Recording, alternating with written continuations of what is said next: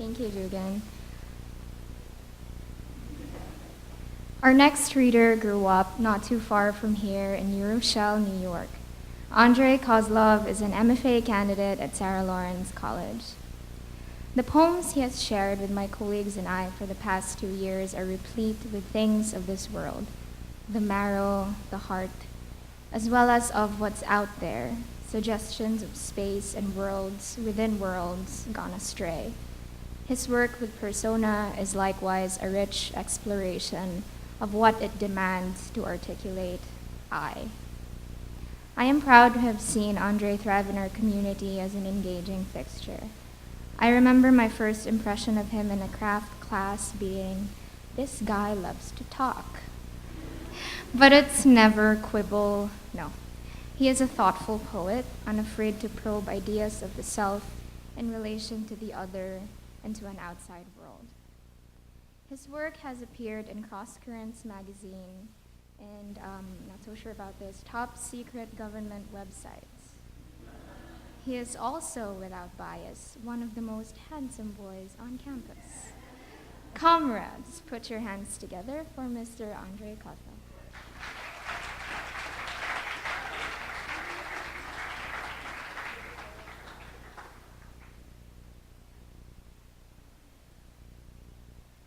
Thank you, Nikai. Dugan, I really enjoyed that. That was really fun. I'm really glad to be reading with you and with Ed. Ed, I'm glad we got to talk a bit last night at the Argonaut Diner. I had the cheeseburger deluxe. Ed got the turkey Reuben burger deluxe also, I believe. When I was a potato, I had few friends. All I had to offer was my raw white body, but they wanted meat and said I wasn't contributing enough to their society. I read many books by Mayakovsky and Brodsky. Like me, they weren't considered good comrades.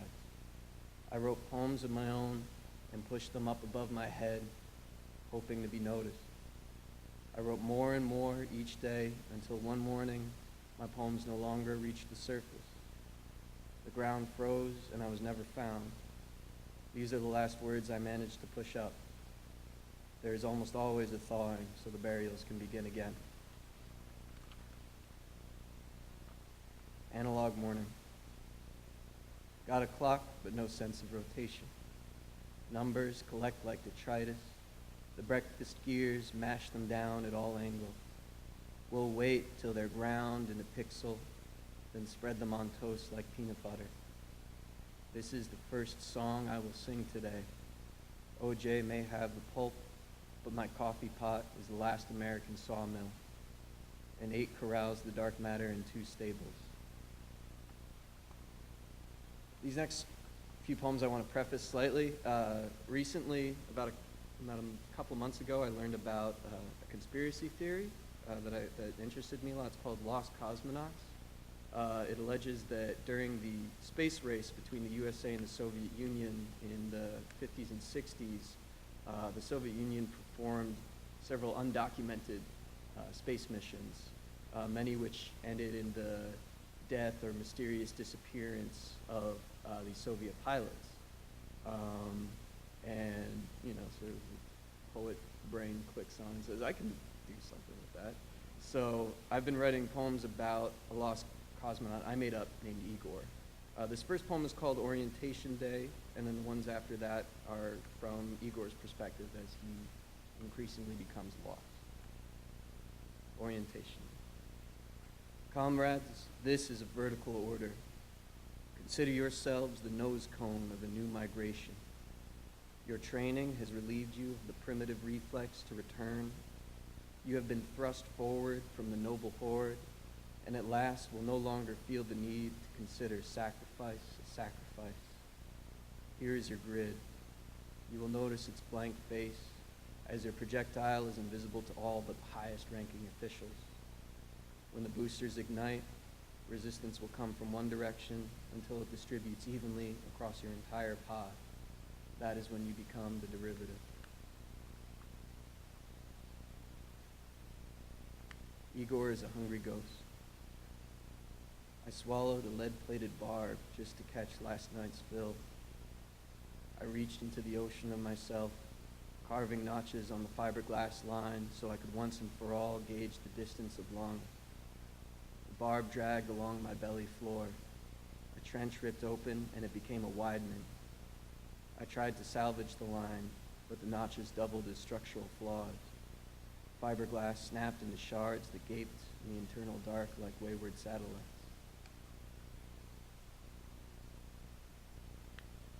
Igor listens to the pod's engine and remembers the sound. The pod is essentially the spacecraft. I was imagining like a flying saucer.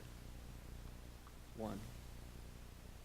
She, kettle screaming old litter hog, hanging by her trotters at the cusp of being let, red buckets waiting in the snow. 2. Here's a man, Uncle Tolya says, twisting the end of a casing filled with the sow's blood. He's right here in my hand, he says. Just blood and skin and a little meat to keep him from falling apart. Then one day we say, comrade, it's time we stuck a knife through you before you get ideas of your own. 3. The searing boosters, a chorus of she, I in regulation casing, helmet hip, watching the engineers slap backs like my father and Uncle Tolya. The departure of comrades has already begun. This one begins with an epigraph from Yeats. Consume my heart away, sick with desire and fastened to a dying animal, it knows not what it is, and gather me into the artifice of eternity. That's from Sailing to Divinity. This poem is called Igor Strapped In. From the barren hoard into the brimming empty, I, the transcendent crack, the spill. A mother sky with a mouthful of falcons is still hungry, so we must feed her pilots. So the birds drop their progress eggs from fiery long-nosed progress beaks. Curled eaves, a future without corner, a promised pod. I sit in the oversized skull of a space helmet, breathing till the glass fogs, filling in his progress embryo. Igor loses the right to correspond in deep space. And the right to correspond, if you had a friend in Soviet Russia who was in a gulag and you get a letter saying that they lost the right to correspond, that was pretty bad news. 1. They cratered Uncle Tolya behind the barrack, sent a letter to inform he'd lost his voice. The same day, Father began to save his voice in bottles. If they ever kicked his door down, they'd see that he was already empty. 2. Hello? Is this home? I must be rangeless. There's only static and my father's voice on slight delay. Never been able to speak without fear of audience, not even with the door latched in dead winter. At what frequency does this shell sing? I could shake the walls till they burst, break every container built to stifle until the shards press my insides like a belly full of herringbones.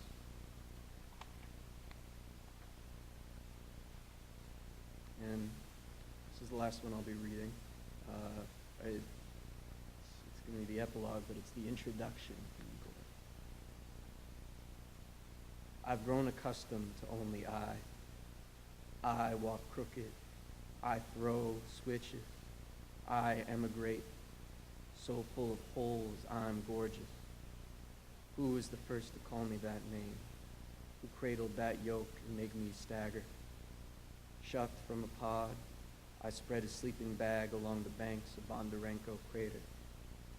I, only cosmonaut to survive the race. Space is my crown, and I watching its own. Thank you.